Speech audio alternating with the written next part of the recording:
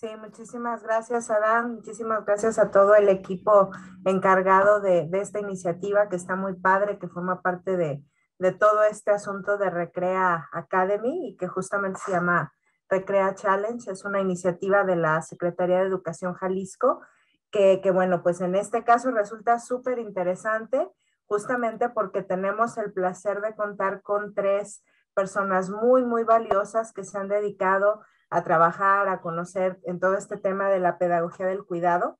Ellos son, en primer momento tenemos a Mercedes Álvarez. Mercedes Álvarez tiene la tarea como docente en la diplomatura, perdón, Mercedes es profesora de filosofía, especialista en educación y diplomada en educación sexual. Además es docente y trabaja en diferentes proyectos sociales con foco en educación en el sector público y actualmente pues forma parte del equipo de docentes de la diplomatura en prevención de consumos problemáticos y adicciones de la Universidad de San Isidro. Entonces, en esa misma universidad también tenemos a Celina Schusselblum. Ella está participando como tutora también en esta diplomatura.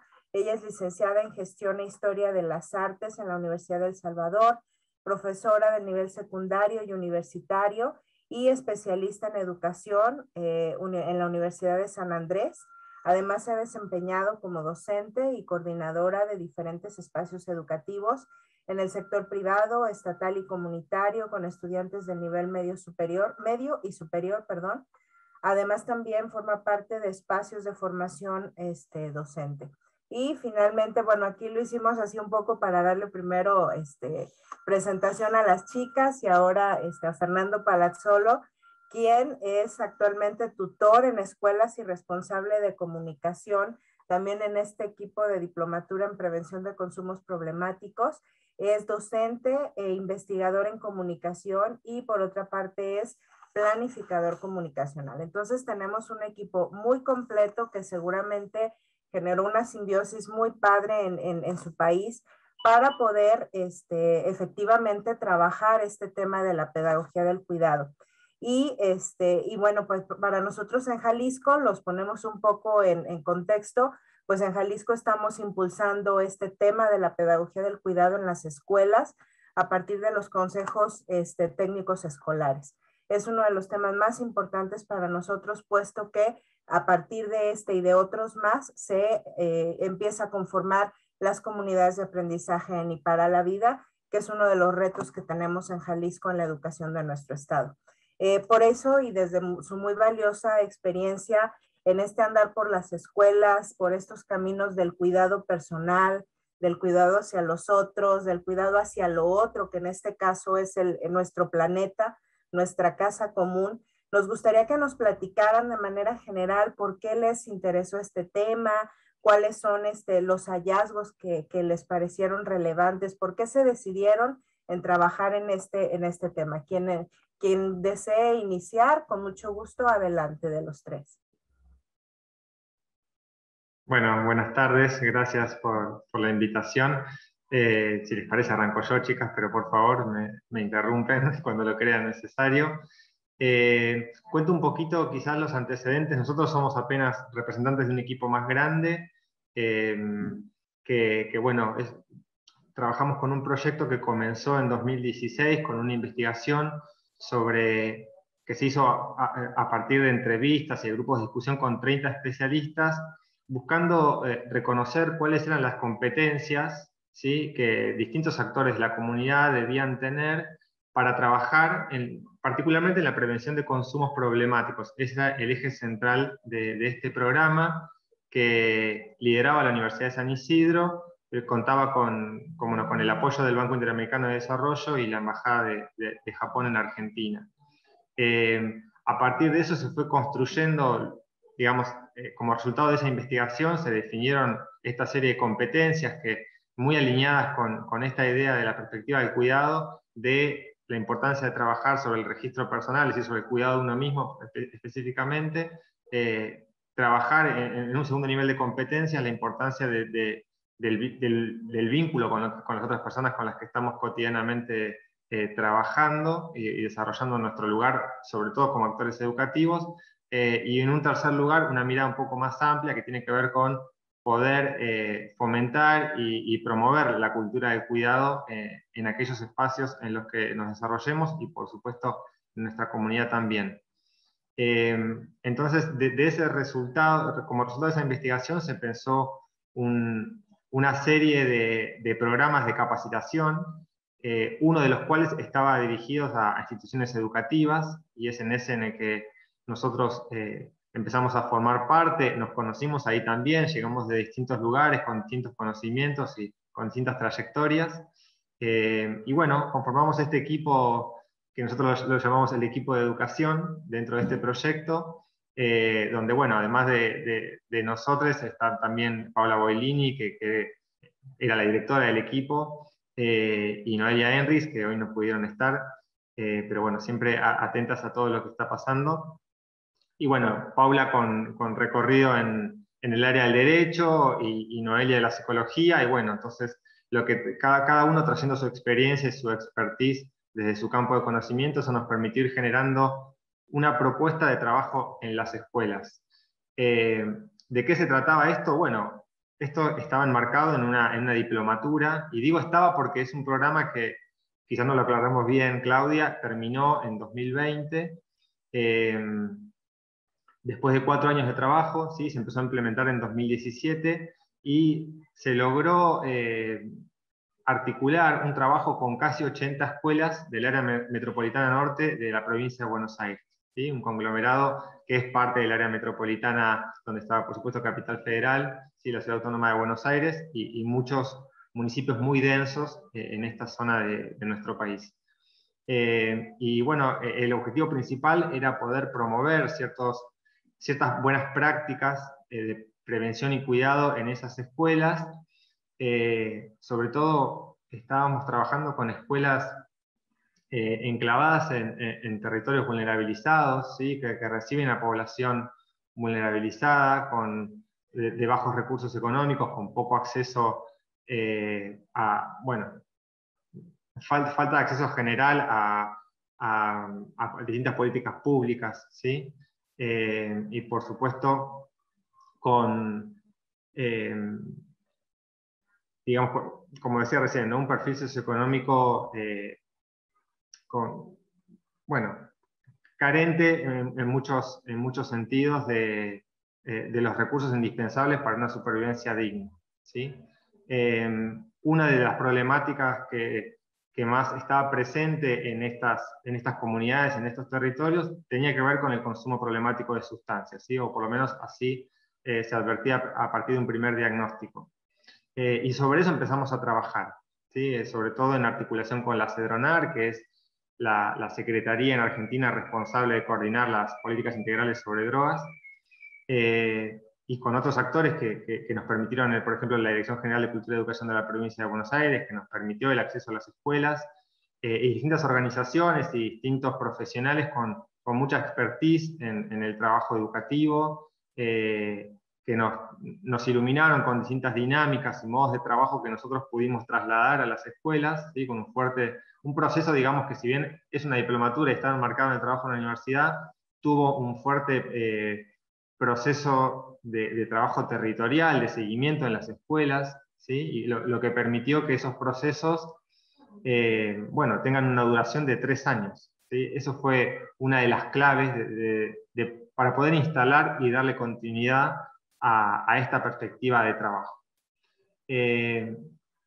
Para ello, y ahora me callo y le doy la voz en todo caso a mis compañeras, nosotros tomamos un concepto que no estaba al inicio de la propuesta, pero fue muy revelador cuando lo incorporamos, que fue el de cultura institucional del cuidado. ¿Sí? Un concepto que tomamos de los materiales desarrollados por la CEDRONAR en relación a procesos de prevención en el ámbito educativo, y ese concepto de cultura institucional del cuidado nos remitió, por supuesto, al paradigma del cuidado en términos más amplios, y nos permitió también repensar un poco el objetivo de nuestra intervención, que ya no tenía que ver solo con abordar los consumos problemáticos, sino que desde esta perspectiva las escuelas podían pensar cualquier otra problemática que atravesara su institución y sus comunidades. Entonces ahí aparecieron, bueno, cuestiones que tenían que ver con distintos tipos de violencias, que ya los veníamos advirtiendo, pero como decías vos al principio, cuestiones relacionadas al cuidado del ambiente, a los consumos saludables, problemáticas vinculadas al bullying, problemáticas vinculadas a la discriminación por género, a la educación sexual integral, que es una discusión muy fuerte en nuestro país en los últimos años. Percibimos y advertimos que esta perspectiva nos permitía, y le permitía sobre todo a las escuelas, pararse un paso atrás, digamos, de la intervención sobre los consumos problemáticos y de alguna manera empezar a repensar la escuela, ¿no? El rol de la escuela, el rol de los educadores, el rol en realidad de cada uno de los actores de la institución, y esto para nosotros fue clave porque no enfocábamos nuestro trabajo o solo brindar herramientas a quienes ocupan un lugar dentro del aula, sino a cualquier persona que forma parte de la institución, y esta es una de las claves en la cultura institucional del cuidado, reconocer que es tan importante la voz de una docente, de un directivo, como la voz de una portera, de alguien que se desempeña en un equipo de orientación, de un familiar, y por supuesto y sobre todo de niños, niñas y adolescentes, que son los protagonistas de los procesos educativos. Y bueno, me estoy yendo. No sé, Celi y Mechi, si quieren agregar algo más a esto. Un poco más. Antes de cederles la voz, nada más ahorita que tenemos un poquito más de audiencia, comentarles que va a haber al final un espacio para contestar sus preguntas y demás. Entonces, si ustedes las gustan ir dejando en el chat, con mucho gusto al final las vamos a recuperar y los compañeros nos van a compartir algunas ideas al respecto. Ahora sí, discúlpame, Mercedes, adelante. No, todo bien. Bueno, sí, solamente para sumar a lo que decía Fer, trabajamos con escuelas de todos los niveles, nivel inicial, primario y secundario, y también con la modalidad especial, aquellos chicos y chicas con necesidades educativas especiales, y habernos encontrado, haber terminado de construir este concepto de cultura del cuidado nos permitió como esto que cuando fuimos a las escuelas, y como decía Fer, era un trabajo muy territorial porque íbamos a las escuelas, acompañábamos la implementación de proyectos durante 3 años en cada una de las escuelas, fue un trabajo muy cercano, nos permitió ver que muchas escuelas tenían muchas prácticas de cuidado sin haberlas enmarcado como desde esa perspectiva, y entonces como hablar de la cultura institucional del cuidado con ciertas dimensiones que ahora en un rato vamos a nombrar, que tiene como esto de establecer esta cultura del cuidado en la escuela, permitía, y hago este gesto porque permitía como poner como un paraguas a muchas iniciativas que ya sucedían en las escuelas, y resignificarlas y darle sentido como bajo esta perspectiva.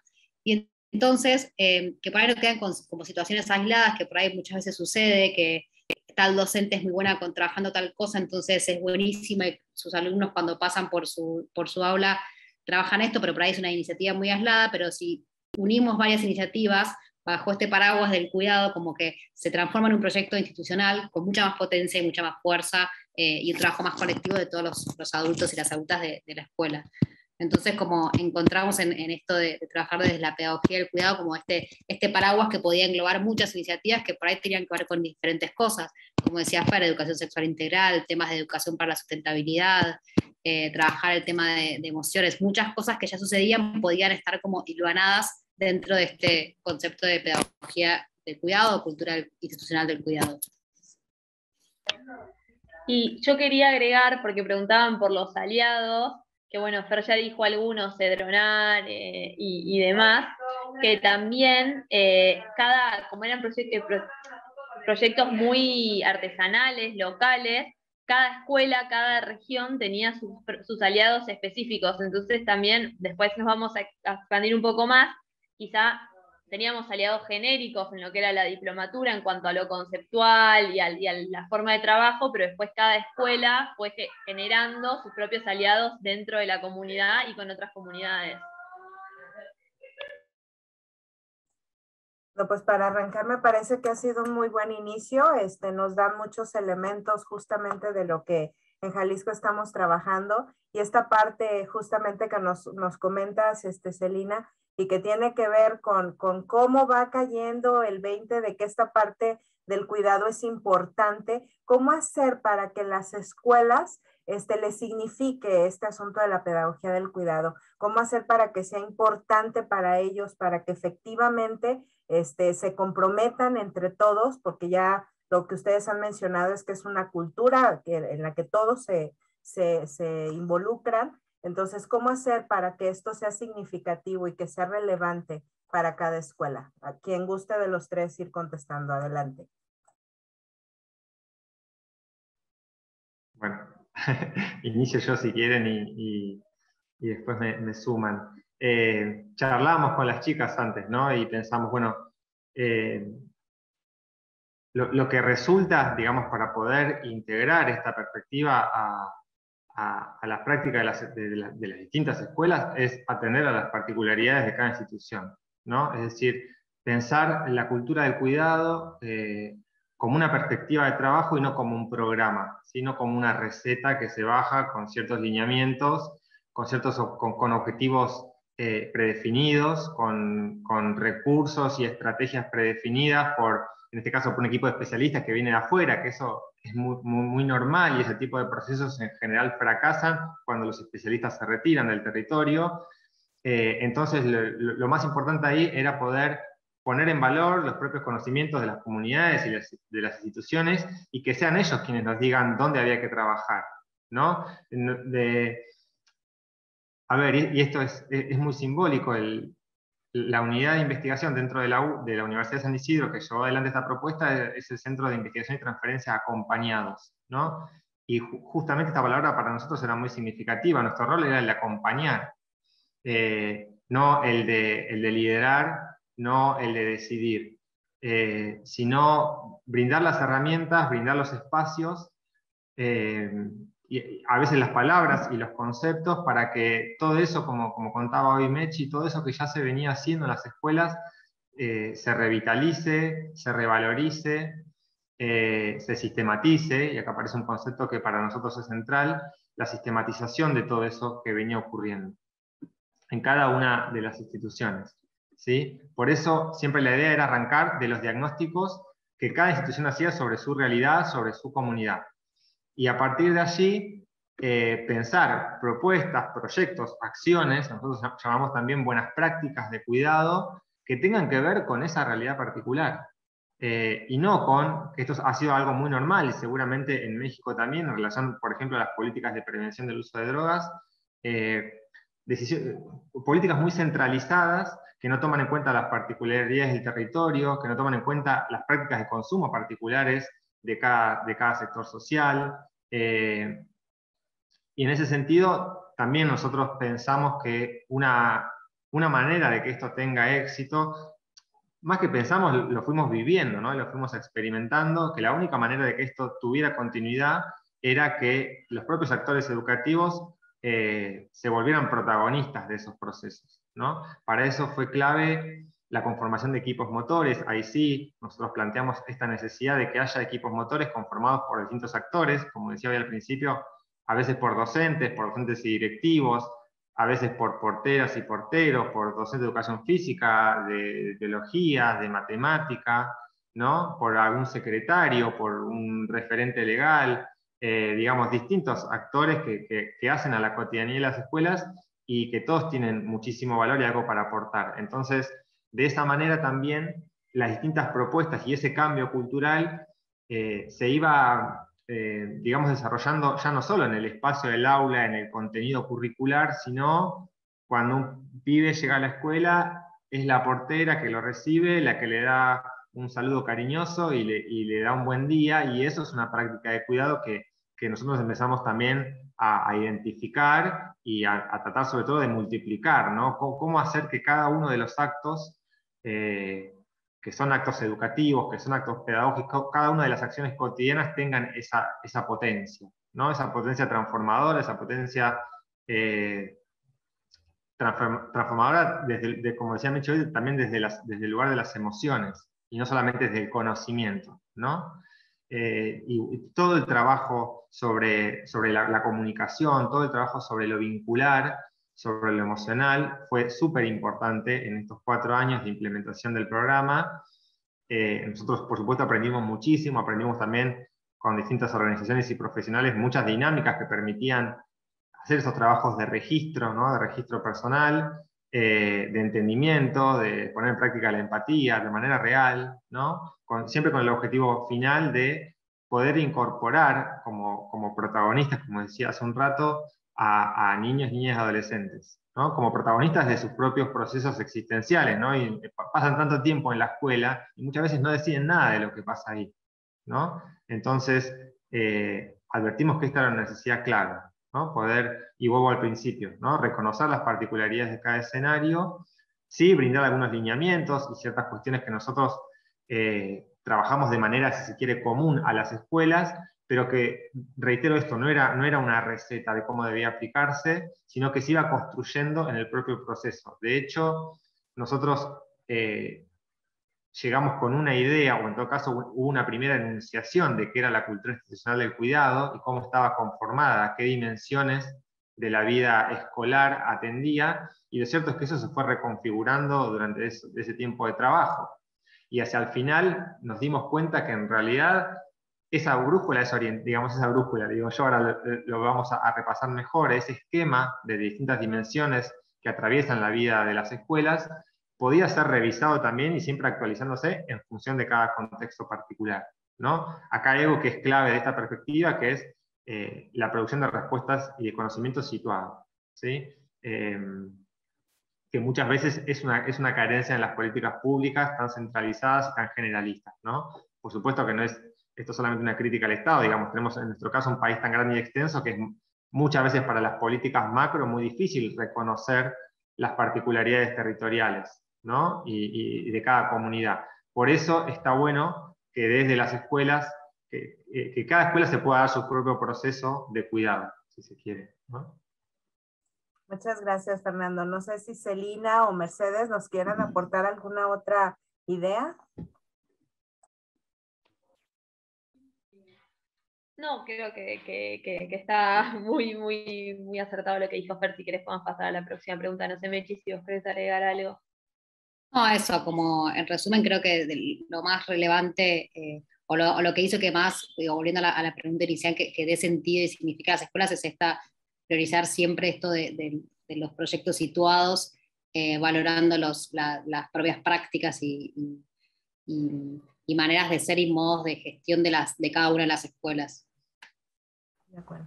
Muchísimas gracias a los tres. Y justamente de esto que están ustedes comentando, me parece que hay una condición muy importante. De pronto, pues llegan iniciativas a las escuelas y dicen, híjole, es que es más trabajo porque no lo puedo hilar con lo que hago a diario, con lo que está en el currículum, con lo que tengo que hacer todos los días con los chicos. Entonces, ¿cómo hacer para que esta pedagogía del cuidado la podamos justamente hilvanar, fusionar con el currículum, con el deber ser que tiene que estar en las escuelas? Y no me refiero obviamente a un currículum que ya está predeterminado por el Estado y tal, sino con ese currículum que sí se vive en el aula, con ese currículum que incluso dentro de la escuela cobra vida y tiene una condición pues de la propia escuela, ¿no? Entonces, ¿cómo hacer para que esto pueda ocurrir? Bueno, un poco lo dijo Fer, si quieren arranco yo y después me van sumando. Un poco lo que dijo Fer es que en todas las escuelas ocurren prácticas de cuidado. En realidad nosotros lo que siempre todo el tiempo recalcábamos era que la tarea de educar y la tarea de cuidar están íntimamente relacionadas. O sea, no se puede educar sin cuidar, y bueno, y la educación es en sí una tarea de cuidado. Entonces, estos dos conceptos ya están unidos, digamos, desde lo específico de la tarea de educar.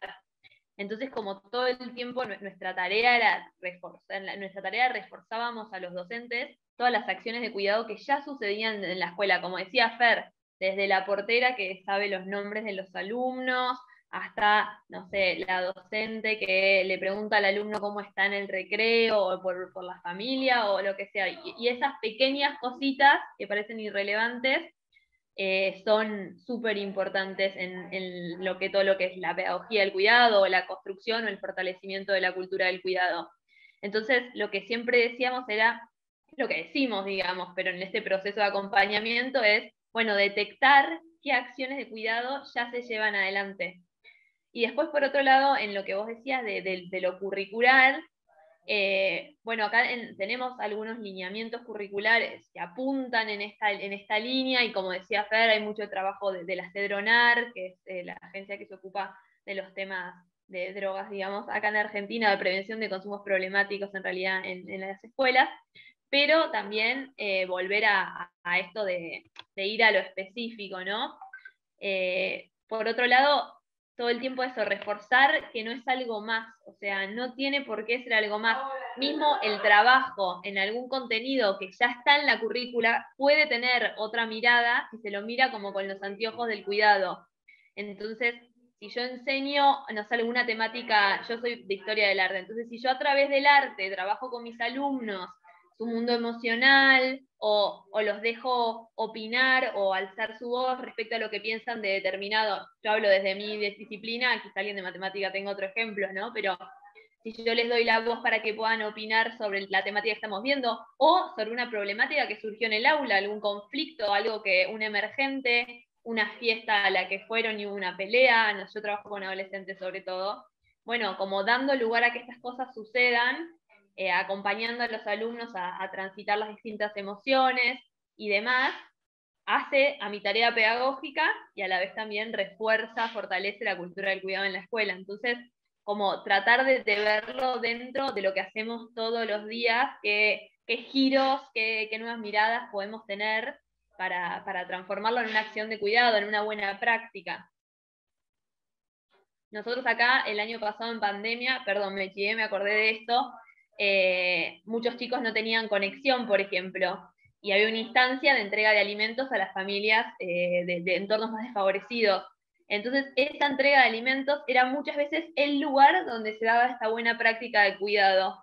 La maestra que mandaba la tarea con una cartita o con un diario para que el alumno pueda anotar sus sentimientos, o los alumnos que enviaban cosas que después se pegaban en la entrega, entonces se exponían y todos lo veían, digamos, se fueron haciendo pequeñas cositas en una tarea muy rutinaria como era una entrega de un bolsón de alimentos, digamos, que no era lo que se hacía en la emergencia, digamos. Entonces, como siempre se puede, mirando con esta óptica, transformar o darle una vuelta a las prácticas que hacemos todos los días desde esta óptica.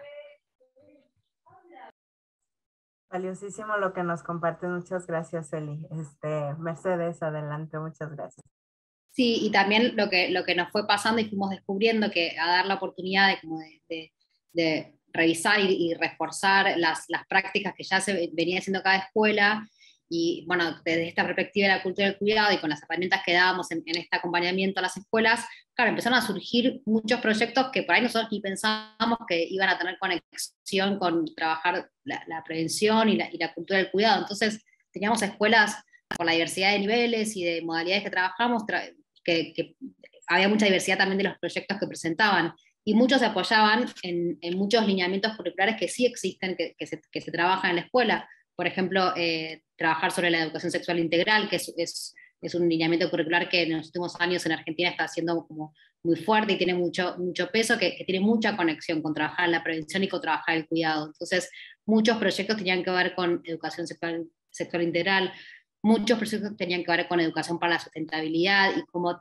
el cuidado del ambiente y el cuidado del ambiente, no en genérico, sino también del ambiente de nuestra escuela y alrededores, o sea, es una práctica de cuidado, y cómo se conectaba con esto de la pedagogía del cuidado, trabajar sobre emociones. El año pasado en pandemia fue un trabajo muy fuerte, que muchas escuelas se enfocaron en trabajar las emociones, porque cómo acompañar a los y las estudiantes en transitar la situación de aislamiento, que fue muy difícil.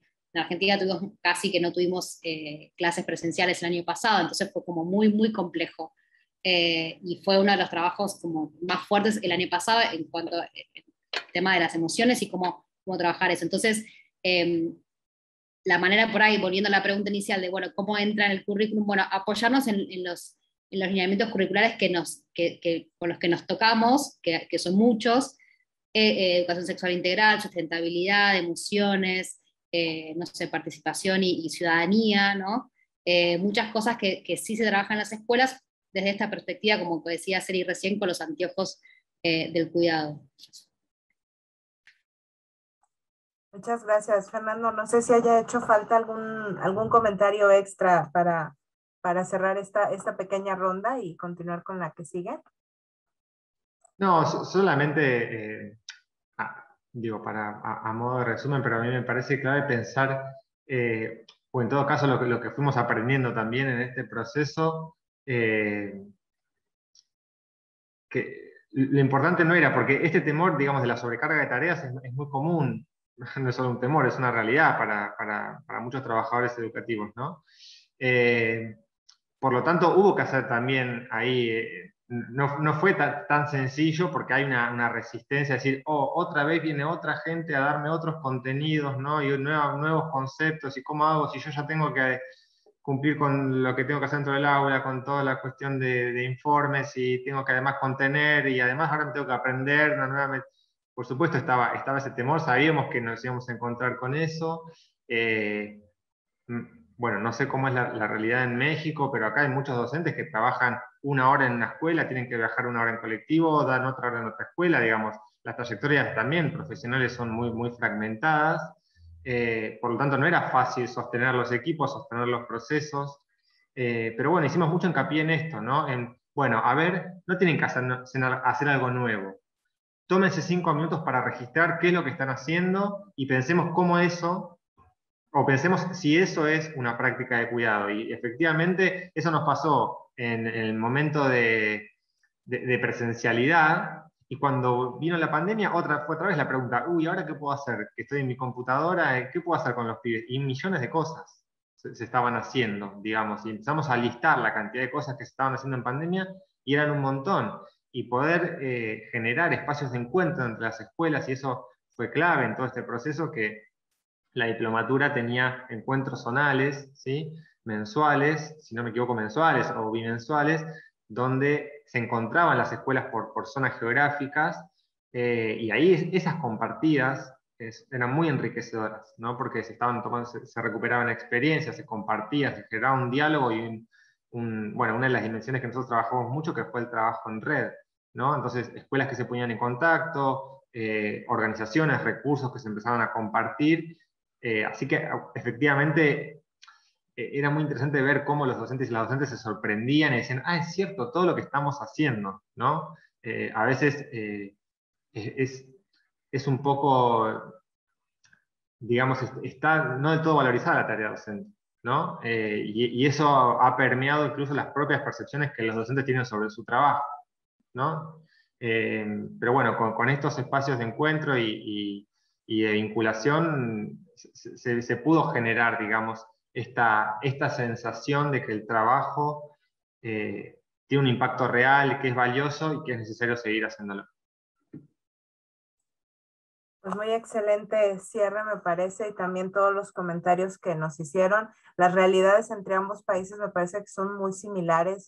No, digo, estamos hablando en casa, realmente lo que ustedes nos están comentando prácticamente es lo mismo que se vivió y justamente, y que se sigue viviendo, porque nosotros acabamos de regresar apenas hace 2 meses a la presencialidad, y es una presencialidad muy extraña porque unos días van unos, otros días van otros y demás, ¿no? Aquí los maestros que nos están acompañando seguramente podrán dar un poco más de opinión al respecto. Y justamente la pandemia avivó como que toda esta parte, ¿no?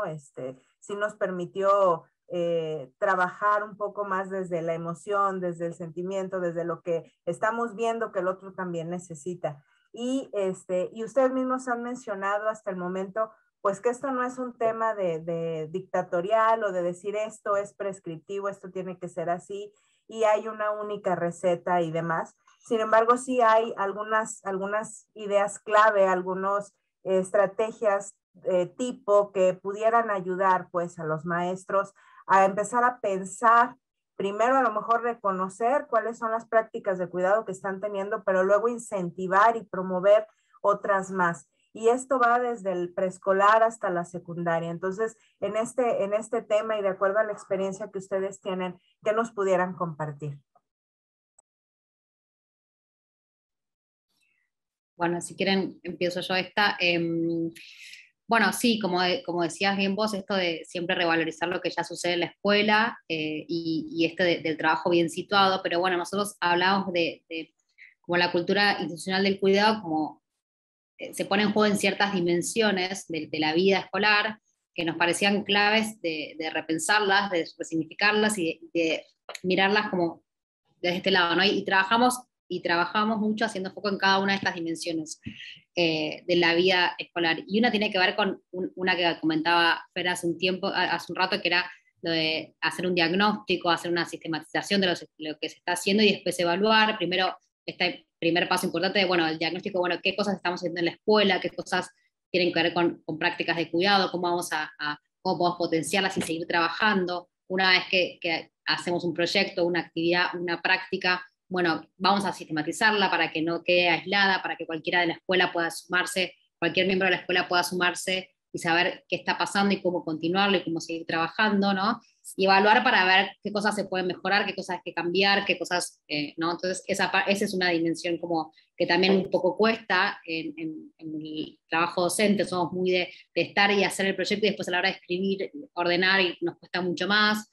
Pero bueno, nos dimos cuenta que sistematizar y evaluar era una práctica clave, sobre todo porque también hay mucha movilidad docente en las escuelas en nuestro país, que un docente de un año a otro por ahí se cambia de escuela, entonces se suma alguien más, y entonces tiene como una base para empezar a trabajar a partir de esta sistematización. Eh, otra de las dimensiones que nos parecían claves tienen que ver con esto que decíamos nosotros también del protagonismo. Perdón, una cosita nada más, que en general lo que nos pasaba cuando sistematizaban las prácticas es que en general la sensación de los docentes era wow todo lo que hacemos. Entonces también este ejercicio sirve como motivador, como para potenciar. Entonces quizás un trabajo que al principio parece tedioso, pero después es como que todos terminan diciendo, wow, mirá todo lo que hacíamos y no nos dábamos cuenta, y mirá todo lo que podemos hacer. Entonces como también sirve para, bueno, motivar y potenciar.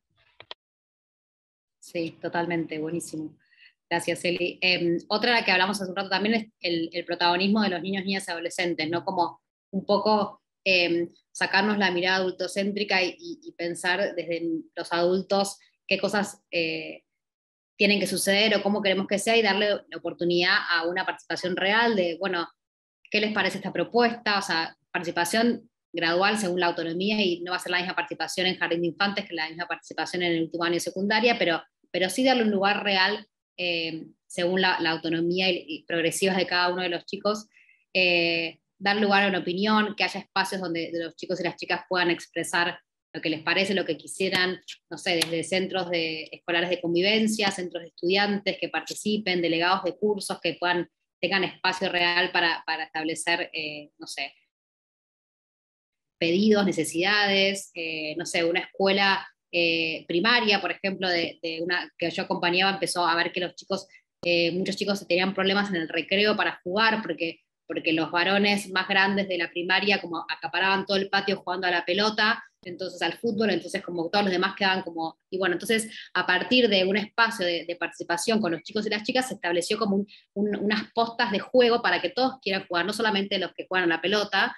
Entonces, como hubo toda una organización que primero fue acompañada con los adultos, pero después se gestionaban ellos, que había como postas de juegos que los chicos iban a buscarlas en cada recreo. Bueno, había un bowling, había para saltar la soga, había ahora no me acuerdo qué otros juegos, como unos aros de básquet más bajitos, y cada grado podía gestionar y iba a recreo y decía, bueno, nosotros queremos este recreo jugar al básquet, bueno, tienen que devolverlo al final. Y después había, no sé, espacios también para otros que querían jugar a juegos de mesa, un espacio de la biblioteca que llevaba un carrito de libros al patio, y esa gestión la hicieron los chicos, o sea, las maestras propusieron, pero después ellos aprendieron a gestionarse, a ser responsables del juego que me llevo, después devuelvo la pelota de básquet cuando termina el recreo, devuelvo el rompecabezas cuando termina el recreo. Entonces, esos espacios de participación reales, como terminan siendo una práctica de cuidado, porque entre ellos se cuidan, trabajan la responsabilidad, trabajan la autonomía, trabajan un montón de cosas, y el cuidado entre ellos para, bueno, todos tenemos derecho al recreo y a jugar, ¿no? Se me ocurrió ese ejemplo de una escuela. ¿Qué más, qué otras dimensiones y habíamos anotado para contar hoy? Porque eran varias.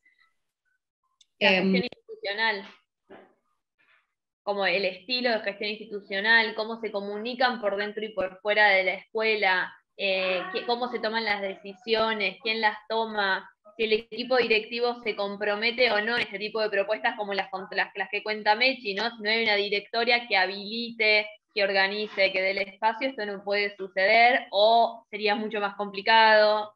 Si toda la escuela no está enterada de que esto sucede, nadie se desordenaría. Entonces, como sabemos que un equipo directivo comprometido tracciona mejor estas propuestas, y que si todos estamos al tanto, si conocemos las propuestas, si nos comunicamos, si invitamos a los demás a participar, son mucho más efectivas, profundas. Sí, otras de las, o sea, son varias, Claro. no queremos hacer solo una enumeración y aburrirlos, pero las que por ahí surgieron más o se trabajaron más, una sin duda el trabajo en red, ¿no? Pensar la escuela no como una burbuja, sino como un elemento más de ese barrio, de esa comunidad, y entonces ahí el trabajo de articular con otras organizaciones que puedan ir a la escuela a brindar conocimientos, recursos, ¿no? Trabajar articuladamente para una feria de ciencias, para algún otro tipo de evento, para celebraciones, ¿sí? Una escuela que, bueno, Mechi puede contar muy bien, porque es una escuela que sigue ella, que se propuso como actividad más fuerte, digamos, dentro de esta propuesta, festejar los cumpleaños. Algo que parece tan chiquito, pero bueno, había un trabajo sobre la identidad muy fuerte. Estábamos hablando de chicos que no sabían cuándo habían nacido, ¿sí? Que carecían de esa información. Entonces, algo que puede parecer obvio quizás, tenía un impacto real y muy transformador en la vida de los chicos y de las chicas. Y bueno, el trabajo en redes suponía también entonces el trabajo con las familias, ¿no? Integrar mucho más a las familias en la vida de la escuela. A veces eso, por supuesto, es difícil, digamos, no todas las escuelas, muchas veces es te dejo al pibe y yo no quiero integrarme, ¿no? Te lo dejo para que lo cuides vos. Pero bueno, ¿cómo pensar estratégicamente para que las familias se quieran integrar, quieran ser parte? Y una manera es también dándoles voz y voto, ¿no? Dándole lugar para las decisiones, como, así como hay que dárselas a los pibes y a las pibas, también a las familias, ¿no? Por supuesto, marcando límites y siempre cumpliendo con las tareas educativas, con todo lo que tiene que hacer la escuela. Pero bueno, eso de poder, y por supuesto, así como decir, bueno, organizaciones que entran a la escuela salga, ¿no? Que la escuela salga, y mucho trabajo sobre visitas guiadas, sobre colaborar con otras instituciones educativas, ¿no? Muchas escuelas tienen el jardín cerca, el jardín de infantes, ¿no? O mucha relación entre escuela primaria y secundaria, muchas veces compartiendo edificio. Entonces, bueno, ¿cómo pensar integradamente, ¿no? Estos procesos bueno, que tienen que ver con la cotidianidad de los espacios, ¿no? Muchas escuelas hicieron un trabajo muy fuerte también sobre los consumos saludables, que era una dimensión muy importante. Si no decís, bueno, si trabajamos con consumos problemáticos, hay que pensar como la contracara, ¿no? Y entonces todo el registro sobre los consumos, sobre la sociedad de consumo, ¿no? Sobre qué lugar tiene cada uno en esta cultura del consumo, y cómo contraponer acciones que tengan que ver, que promuevan la cultura del cuidado, ¿no? El trabajo, el desarrollo de huertas, digamos, de kioscos saludables, digamos, muchas propuestas dentro de las escuelas que también buscaban impactar sobre esta dimensión particular. Ahí quería sumar esto del trabajo en red, una cosa que no nos propusimos, pero sucedió y estuvo buenísima, y después no nos propusimos en un inicio, pero después sucedió, y entonces sí fomentamos nosotros esto que decía Fer, que 2 veces al mes todas las escuelas de una zona se encontraban, y muchas veces se encontraban escuelas que funcionaban en el mismo edificio a contraturno, y no se conocían las personas que trabajaban, y atendían a la misma población, porque una primaria y una secundaria, la primera funcionaba a la mañana, la secundaria a la tarde, y eran los mismos chicos que iban a una escuela y a otra, pero no había conexión porque desde el sistema educativo no hay instancias de encuentro, y este planteo desde más como de una comunidad de aprendizaje, que era la manera de trabajar que teníamos nosotros, de trabajo en conjunto, fue como, vos sos del equipo de orientación de la primaria, sí, yo soy el preceptor de la secundaria, y empezar a trabajar y a hacer acciones articuladas entre los dos niveles, no solamente hablar de fulanito y fulanito, sino también empezar a pensarse la escuela como una continuidad, porque los chicos para que no sea tan abrupto el corte de un nivel a otro, y también esto de encontrarse distintos niveles, como que el jardín de infantes le enseñe algo a la secundaria, como revalorizar el juego en el nivel secundario, que por ahí ya nos olvidamos porque hay que aprender matemáticas, física y química. Claro. No sé, entonces esto de los cumpleaños lo empezó a tomar también una escuela, lo hacía una escuela primaria, lo empezó a tomar una secundaria, que eran chicos grandes, pero también querían festejar su cumpleaños de una manera como que por ahí no estaban acostumbrados o no les pasaba en sus casas porque no tenían los recursos. Y que una práctica, una acción de jardín se pase a secundaria, como que era como algo que no habíamos pensado, y ese intercambio de estrategias, la verdad que resultó muy, muy positivo, el trabajo intraniveles. No, pues padrísimo todo lo que nos comparte. Me parece que todas estas prácticas y experiencias que nos están justamente aquí socializando van a ser muy valiosas para los maestros que nos están escuchando y los que nos van a escuchar. Ana nos comparte por aquí una pregunta, una inquietud, pues que me parece importante que también la podamos incluir en el diálogo para ir revisando también esta pedagogía del cuidado, cómo la podemos incorporar en este marco pues de la tecnología que ahorita tenemos muy, muy fuerte todavía. Todavía hay niños que aquí en México, por ejemplo, no se presentan a la escuela o que van una semana sí y la otra no, etcétera. Entonces, es un tema que todavía es vigente y seguirá siendo vigente durante a lo mejor un par de años más. No lo sabemos qué vaya a suceder, pero sí vemos que este asunto va a continuar. Entonces, ustedes desde la experiencia que tienen también, ¿qué es lo que ustedes pueden ahí sugerir o qué prácticas han visto que son útiles en otros colectivos, justamente en este intercambio, ¿no? Que ahorita nos compartió Mercedes. Adelante. Bueno, yo si quieren, ay, perdón, Mechi, sí, solo tengo un aporte chiquito que me parece que es fundamental, que es que en realidad, desde esta perspectiva, no hay quizá una herramienta tecnológica específica que sea mejor o peor para la construcción de la cultura del cuidado, sino el uso que hacemos con esas herramientas, ¿no? Nosotros podemos tener el Zoom más básico de 40 minutos, pero si recibo a mis alumnos, no sé, con una música que sé que les gusta, y les pregunto cómo les fue, y antes de arrancar hacemos un ejercicio y nos comunicamos. Va a ser un espacio o una buena práctica, y la tecnología nos va a ayudar para llegar a esos alumnos que están más lejos. Y si yo en cambio llego y pongo una presentación y empiezo a hablar de mi tema, quizá no los estoy cuidando tanto. Mismo en el uso, no sé si a ustedes les pasó, pero bueno, a mí que trabajo con adolescentes muchas veces no tenían ganas de prender las cámaras, entonces, bueno, ver cómo los convoco para que se prendan esas cámaras sin que sea una obligación, ¿no? Porque también están pasando cosas del otro lado que yo no sé, o no sé, las familias que quizá no conocemos, o quizá no tienen un espacio en el que se sientan cómodos. Entonces, ¿cómo vamos trabajando para lograr la conexión? Hay herramientas un montón y nos pueden servir muchísimo. Nosotros mismos, cuando tuvimos que llevar la diplomatura a formato digital, a esto le dimos un montón, le pusimos muchísima cabeza de, bueno, qué herramientas nos podían ayudar para tratar de generar ese clima que generábamos en los encuentros presenciales en una computadora, ¿no? Es como, pero para mí, y bueno, creo que para los chicos también, porque no es algo como que es algo que fuimos conversando así, pero quizá no lo tenemos tan sistematizado, va por ahí, ¿no? Como por el uso que le damos a la herramienta. Como si tenemos en cuenta, por ejemplo, nosotros traíamos participación y protagonismo. Bueno, ¿cómo puedo lograr participación y protagonismo desde un Zoom? Bueno, que tengo una herramienta a mano o algo que sea más didáctico. No, bueno, no la sé usar. Bueno, desde el Zoom, ¿cómo puedo hacer? ¿Qué preguntas les puedo hacer? ¿Qué dinámicas puedo proponer? Hemos tenido, no sé, festejos del Día del Estudiante por Zoom y los chicos caían de secundaria, digo, me estoy acordando de una escuela que yo fui parte del festejo y todos disfrazados y los profes llevaban dinámicas para que hicieran y fue un espacio de celebración hermoso en plena pandemia, todos encerrados. Entonces, como que a mí me encanta lo presencial, pero digo, ha habido intervenciones súper interesantes desde lo virtual. Muchas gracias, Celina. Y coincidiendo, porque iba a decir algo muy parecido, como para mí la clave acá es priorizar el vínculo, ¿no?, de los docentes con sus estudiantes.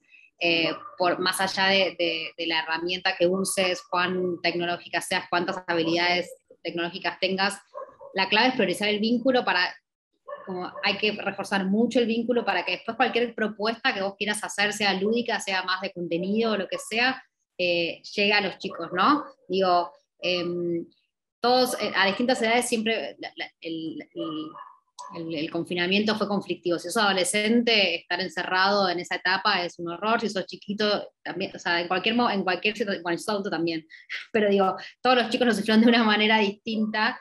Entonces, la clave y lo que intentamos trabajar mucho el año pasado, que tuvimos que acompañar a estos docentes que estaban tratando de ver cómo ellos acompañaban a sus estudiantes, era priorizar el vínculo, y como, bueno, si el vínculo está, después el contenido o lo que sea, o lo que quieras trabajar va a suceder, como que el bienestar preceda, es la condición para que suceda el aprendizaje, ¿no?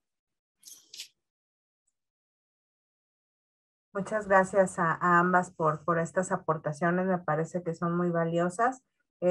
Y para cerrar con estas rondas de preguntas, y si no hay ninguna otra pregunta, aquí tenemos nada más un comentario de Mayra, que nos dice que, bueno, son prácticas pequeñas que hacen la diferencia, ¿no? Y van generando un ambiente seguro para los chicos, que es parte del cuidado, el brindar seguridad, cosas que ya realizan, y es cuestión solamente de intencionarlas. Y como les decía hace un momento, Celina nos compartía un poco este asunto de la sistematización y lo que provoca la sistematización, ¿no? Creo que también en esa parte pudiéramos a lo mejor abundar un poco más. Esto cómo se refleja en aprendizajes para el colectivo, quiénes participan, por qué es importante sistematizar las experiencias que van llevando a cabo en este tema de la pedagogía del cuidado. Bueno, ya contesto yo, pero acá sí voy a necesitar ayuda. Decíamos o pensábamos previamente que es clave, hay una frase que siempre nuestra compañera Paula decía, que es parar la pelota, ¿no? Y es algo que la escuela, decía Mechi hoy, no sucede tanto, ¿no? El momento de la reflexión, de decir, en vez de seguir haciendo, paremos un poco, ¿no? Y veamos dónde estamos y tomémonos 5 minutos para mirarnos a los ojos y escucharnos y decir, bueno, no hacernos la pregunta, ¿es por acá que tenemos que ir? ¿Estamos bien, digamos, ¿no? Esos momentos de frenar son los que permitieron también ir generando espacios y momentos para que esa reflexión no sea solo un intercambio de opiniones, sino, bueno, sentarse a escribir, por ejemplo, ¿no? La traducción de todas esas ideas, esas opiniones, esas sensaciones en un documento escrito colectivamente, es muy, muy interesante, digamos. Ahí se genera sin duda un conocimiento nuevo, porque esto, bueno, no es algo que inventamos nosotros, digamos.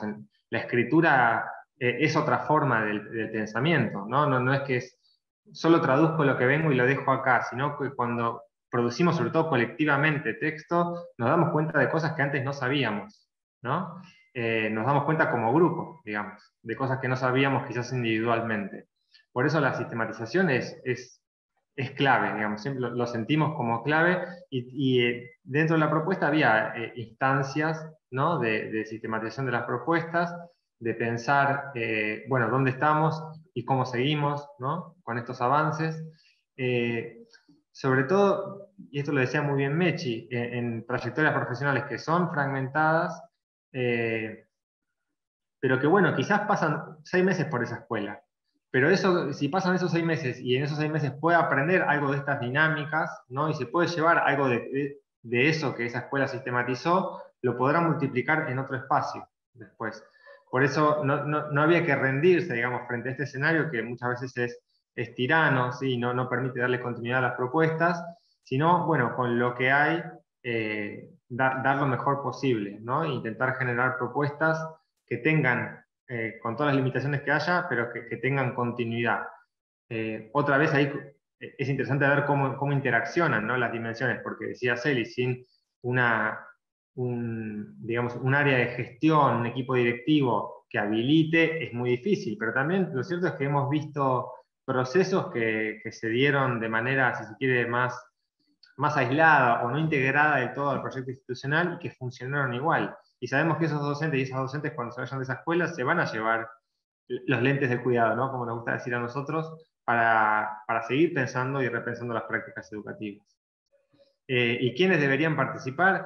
Bueno, todo el mundo. Esto creo que es algo que ya dijimos, digamos, cada persona que integre esa institución tiene algo para decir, tiene algo para aportar, y hay que escuchar a todos, ¿sí? Intentar ser lo más horizontal, volver a los momentos, por supuesto, de toma de decisiones, si quiere, más cerradas y más normativas, pero abrir el juego, no temerle a la cesión de poder, ¿no?, que muchas veces desde los espacios de autoridad nos da como un poco de esto de soltar el control, ¿no?, por el miedo de perder el control, ¿no? Los equipos directivos pasan mucho eso, y muchas veces los equipos directivos se vuelven un poco autoritarios, ¿no?, por no estar tan abiertos y receptivos. Entonces acá esto es muy desafiante, porque el lugar del docente y el directivo ni hablar, es un lugar de autoridad.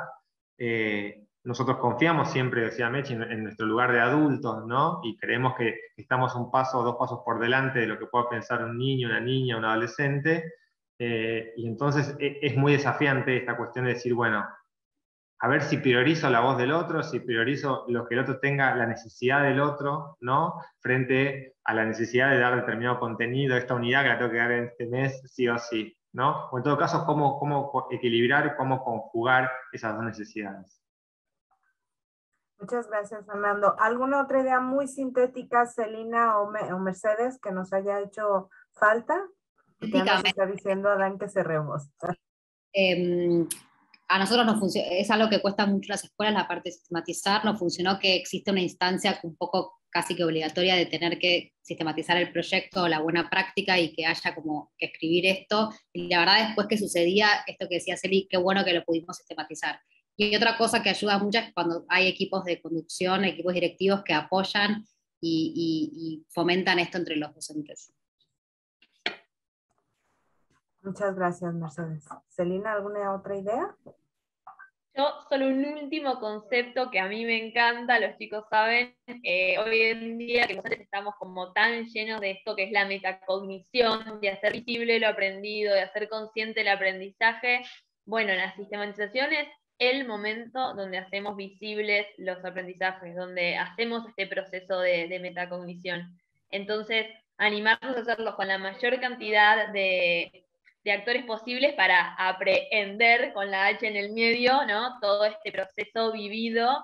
Es fundamental estas instancias, así que como también desde lo pedagógico, desde un término que es propiamente pedagógico y que lo venimos trabajando todos los que estudiamos educación, tiene muchísimo valor estas herramientas y estos procesos.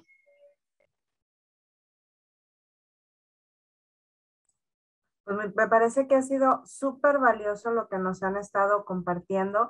De verdad que ha sido un placer y un deleite estarlos escuchando.